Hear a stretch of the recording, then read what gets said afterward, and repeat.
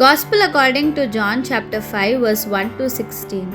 After this, there was a feast of the Jews, and Jesus went up to Jerusalem.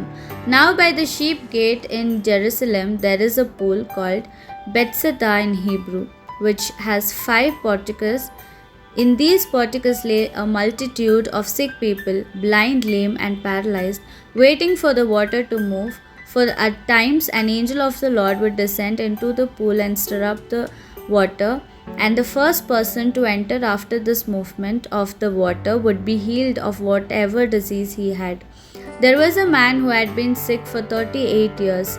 Jesus saw him, and since he knew this man had been in that condition for a long time, he said to him, "Do you want to be healed?"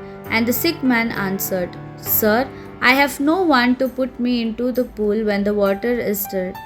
So while I am still on my way, another steps down before me." Jesus then said to him, "Stand up, take your mat and walk."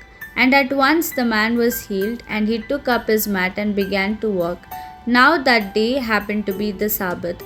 So the Jews said to the man who just had been healed, "It is the Sabbath, and the law forbids you to carry your mat." He answered them, "The one who healed me said to me, 'Take up your mat and walk.'" They asked him, "Who is this man who told you, 'Take up your mat and walk'?" But the man who had been cured had no idea who cured him, for Jesus had slipped away among the crowd that filled the place. Afterwards, Jesus found him in the temple court and told him, "Now you are well, do not sin again, lest something worse happen to you." And the man went back and told the Jews that it was Jesus who had healed him.